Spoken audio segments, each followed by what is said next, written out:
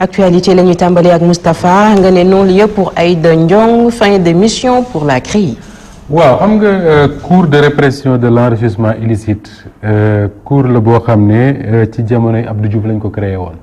am ñu ne sax Abdou Diouf da ko créé woon rien que pour faagaagal ñoo xam ne jamono jooju mënoon nañ ko sonal ci nguuram gi mu doon doog a jël ci loxoy Léopold Sédar Senghor mais cour bi demul dara ñu daat koy arrêté bàyyi ko foofu ba ni Abdou Diouf jógee ci pouvoir kenn waxatu lay waxam. Abdoulaye Wade ñëw na fi ba jóge fii kenn tuddul CREI kenn wax lay waxam am na sax ñu wax ne ku mel ne Habib Sy ministre directeur de cabinet bu Abdoulaye Wade la woon waxoon na ne Abdoulaye Wade bokkoon na ci ay projet am éliminer CREI yi ci arsenal judiciaire bu Sénégal mais comme dañoo jàppoon ne fonctionnaire tul ñu ne kon jaratu ko woon parce que voilà mais Abdoulaye Wade bi Macky Sall faloo nag ci la jël CREI yi dundalaat ko ngir topp ci waa parti démocrate Sénégal am na sax ñu ne déjà première injustice mooy ne cour bii pour waa PDS la bii pour ñun la parce que dañu woon waa OFNAC pour ñu yor léegi la mais CREI yi pour ñu yoroon la lu ci mënti am CREI yi googu amoon benn liste boo xam ne ñoom la ñu waxoon ne ñoom la doon topp Karim Wade ci la bokk ak 25 autres personnalités yoo xam ne ñu ngi bokkoon ci parti démocratique sénégalais Aïda Ndiong bokk Karim Wade moom lañ ci àtte tëj ko kaso après dinañ ñëwaat ci ay mbiram ba gis nañ ni mu demee et tout mais Aïda Ndiong bokkoon na ci ñi nga xam ne CREI yi da leen doon topp te particularité wu Aïda Ndiong mooy biñ ko yëkkatee liñ ko accusé woon dafa garaaw goo xam ne bu ñu toogee ba tey ñu ne am na non-lieu maanaam toppatuñ ko dara dafay jaaxal ñu bari parce que milliards yi ñu ci doon tudd moo bari te ñi ko doon wax c'est pas n'importe qui dañuy seetaan le procureur de la République Serigne Bassirou Gueye mi nga xam ne defoon na conférence de presse bi ñuy engagé poursuite contre Aïda Ndiong ñu déglu li mu waxoon après ñuy soog a ñëwaat pour def quelques précisions ci waxtaan boobule Cheikh Tidiane Diop. À date du 7 janvier 2014, l'ouverture de 7 coffres appartenant à Madame Aïda Ndiong ou à des sociétés qui sont sa propriété, ainsi que l'exploitation des documents bancaires en notre possession, nous montrer que 23 milliards 400 millions lui appartenant étaient dans une institution financière de la place. Des bijoux d'une valeur estimative de 3 milliards 500 millions ont été aussi trouvés. L'argent et les bijoux ont été saisis par le juge d'instruction. À la date du 16 janvier, donc hier, un montant de 8 milliards a été trouvé dans une institution de la banque, une institution financière de la place. Des bijoux d'une valeur estimative de 12 milliards ont été aussi retrouvés. Saisis, photographiés,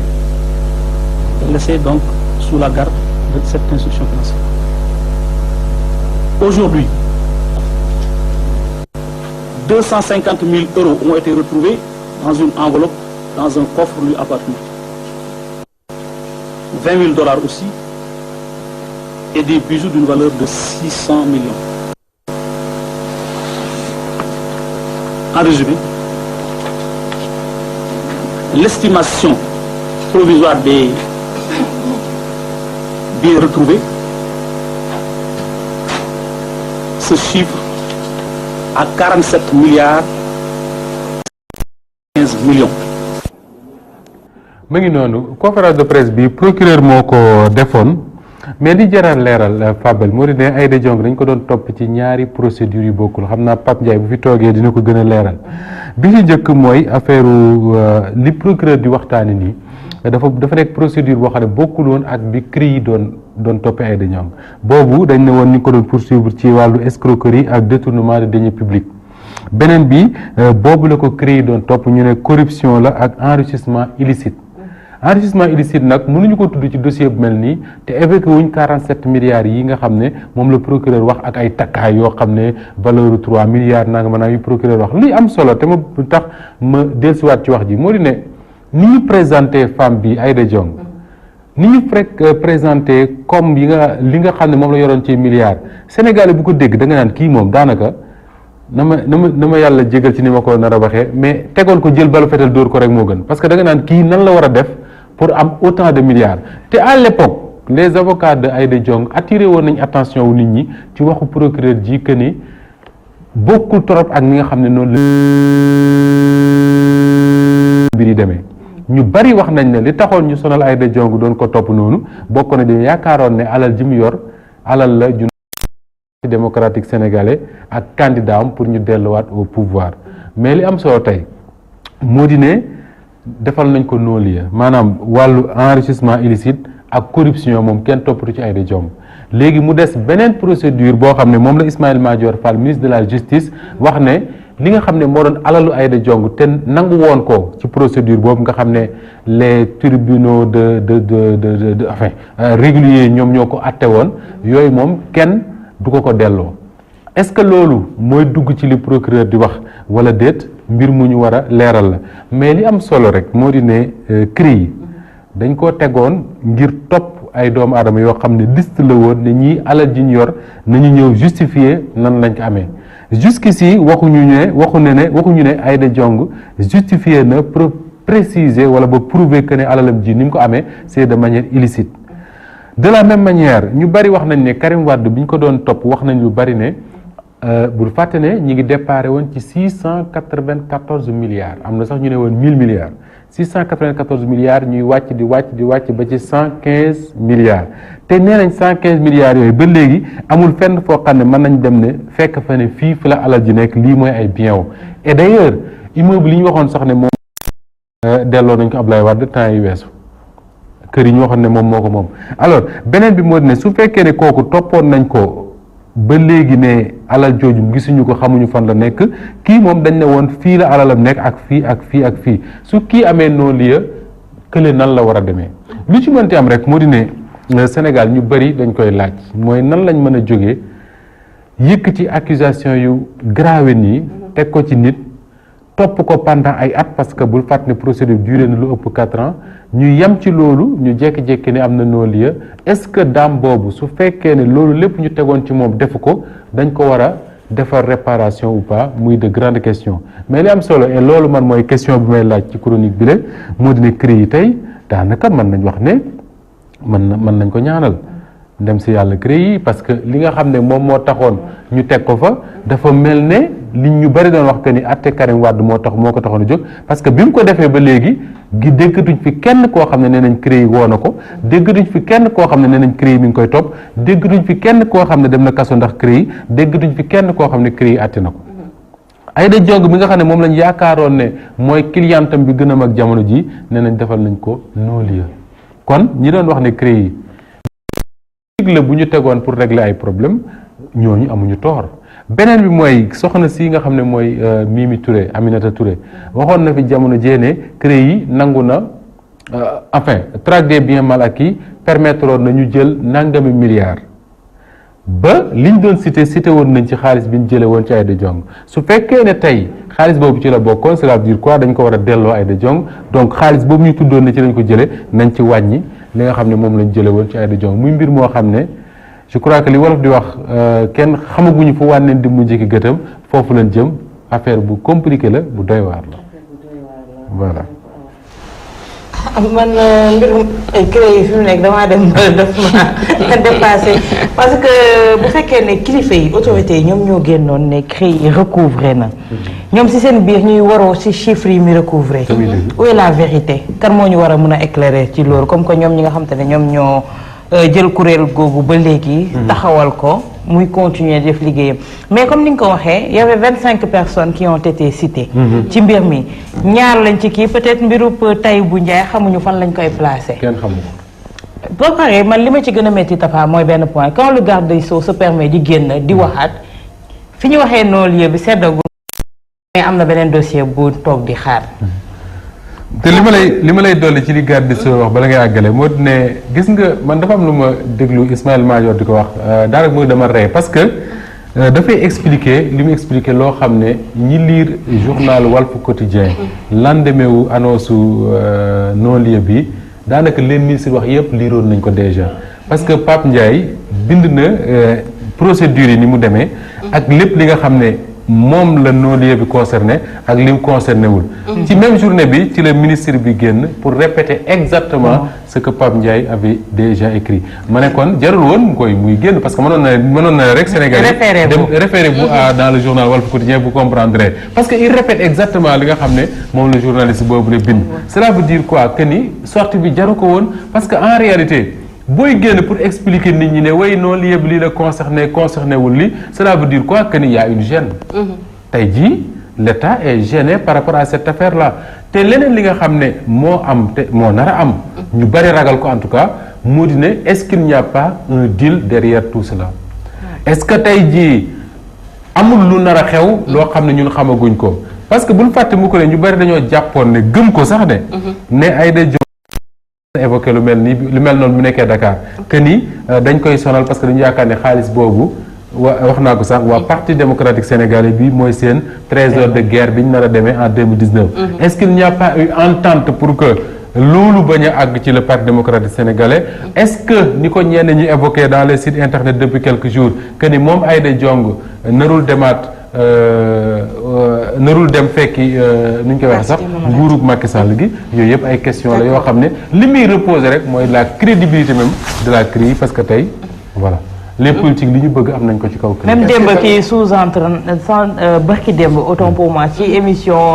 Selebe yoon. koo xamante ne jigéen la membre parti démocratique sénégalais la. li muy sous-entendre mooy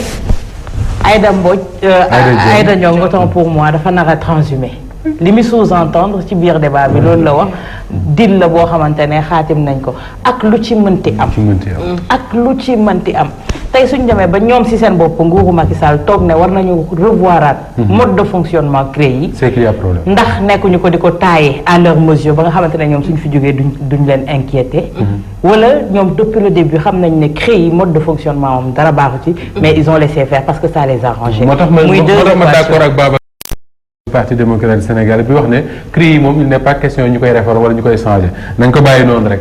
comme moom la ñu utiliser contre Karim Wade ak ñi ca topp. buñ fi jóge aussi ñeneen ñi ñëw utiliser ko contre ñi fi nekk. parce que en réalité mënul CREI yi mënul bon démb. baax tey bon ëllëg. soit dañuy d'accord rek ne baax na ñu continuer wala ñu d'accord ne baaxul ñu bañ koo indiwaat. mu mel ni sans transition dañuy daal di dem ci suñu ñaareelu waxtaan nga ni présidentielle 2009 la campagne de Doha. ñu defee ko ni ko benn chroniqueur tubaab di defee pêle-mêle très rapidement campagne Doha li tax ñu ne la campagne de Doha. moo di ne Karim Meïssa Wade moom la parti démocratique sénégalais jàpp ne mooy seen candidat. wax nañ sànq ñu àtte ko tëj ko conditions yi mu génnee ñëpp xam nañ ko bi mu génnee ba léegi ñu bari ci Sénégal dañ naan deal moo ko génnee. xam nga Idriss Seck waxoon na fi ne deal international moo ko génne xam nga deal tekkiwul dara loolu mu anglais buy wax entente wala complot pour def dara juboo ci dara pour def dara. boobu ba léegi nag waa PDS nanguwuñ ko dégg waa nu ñu koy waxee pouvoir nangu ci dégg mais bés bu ñu xëyee. acte yi ñuy posé di wane ne loolu moo am bi ci mujj moo di ne Karim Wade dafa mu nekk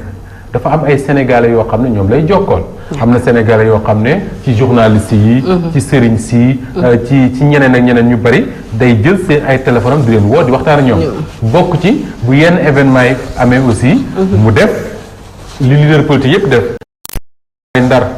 ba géej ga nangoo ay kër yu bare foofu mu jël Mayoro Faye bu parti démocrate sénégalais yónni ko fa am lu mu leen dimbalee beneen bi mooy colloque bi nga xam ne moom la AIS doon def fii muy association pour la promotion du soufisme bi Serigne Mame Cheikh Mbacke jiite fii ci Méridien président lañ ko doon defee Karim Wade ñu invité ko ci mu bind contribution ni mu gisee islam ci Sénégal confréries yi seen rôle ak yu demee noonu bu mu ko defee nag lendemain la ñu gis ci benn journal ñu wax ne état wu Sénégal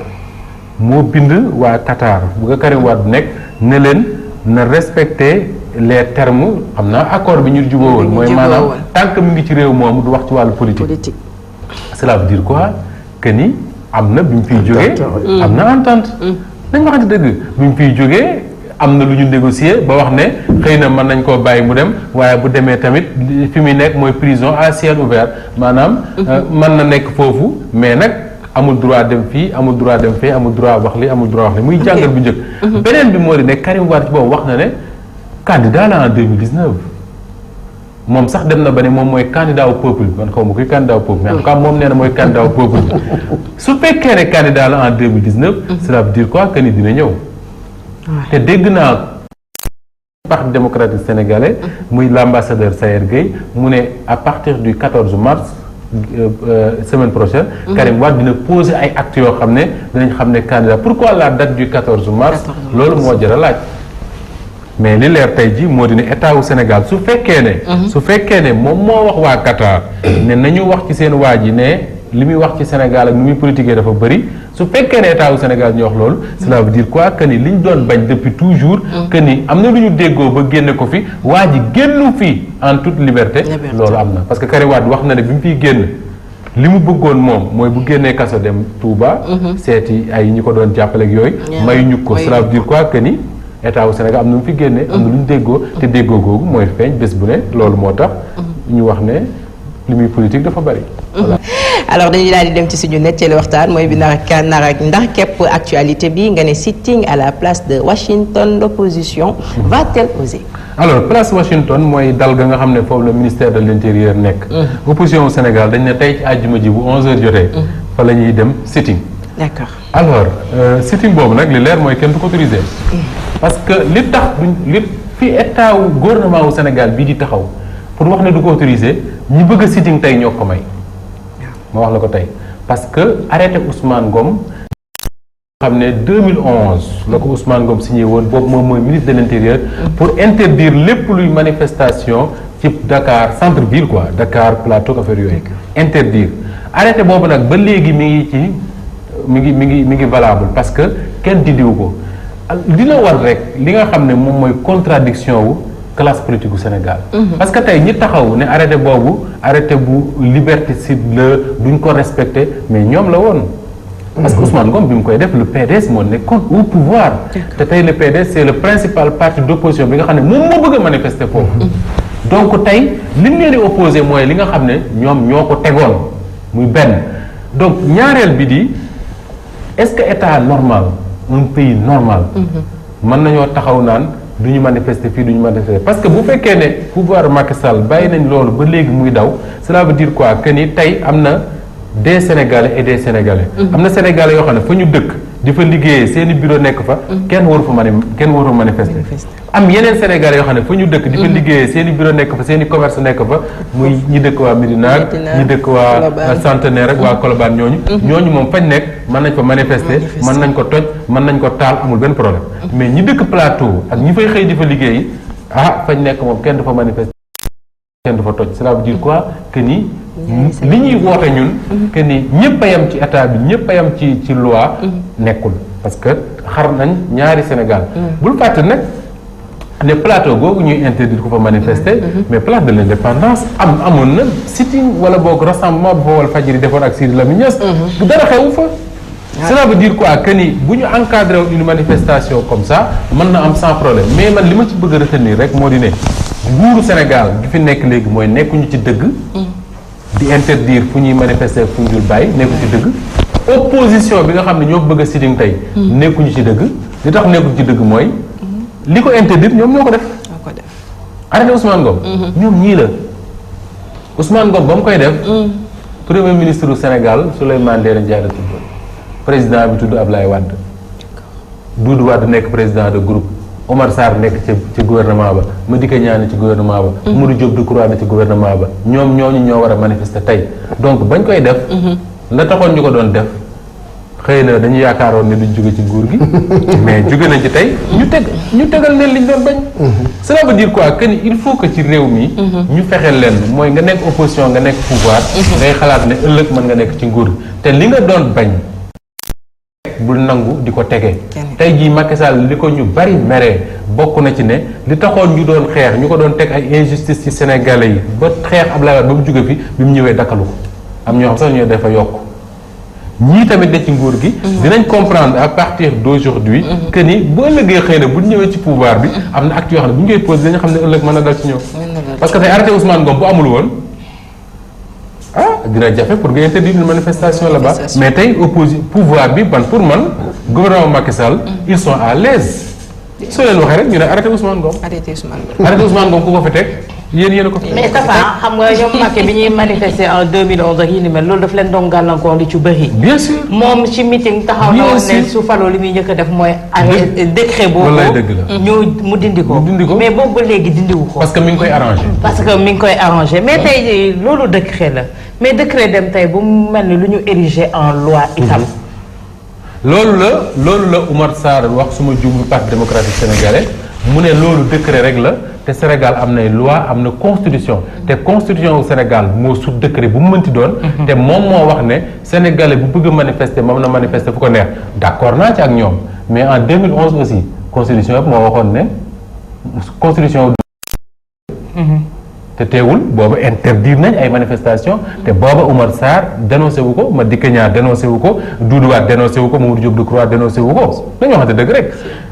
Idrissa Seck mii ak Ablaye Bamba Dièye mais manifesté nañ fii ci place de l'Indépendance commissaire bi nekkoon commissariat central Arona xawma nan la tuddati mais jël lacrymogène tiim leen di dóor ak ñoom Ibrahima Fall ak ñooñu booba ñoom ñi ngi woon ci nguur gi doon na baax jamono jooju ñu jógoon dénoncé ko mais booba arrangé wu leen tey jii nag Macky Sall comme dit Awa li mu waroon a njëkk a def injustice bi mu waroon njëkk a corriger mooy ba mu faloo ne arrêté Ousmane Ngom moom dakk na tey ku bëgg a manifester Dakar Plateau bu ko jàmm ji mayee dinañ la ko defal nga def ko ci jàmm ak salaam bu ko jàmm ji mayewul ñu interdire ko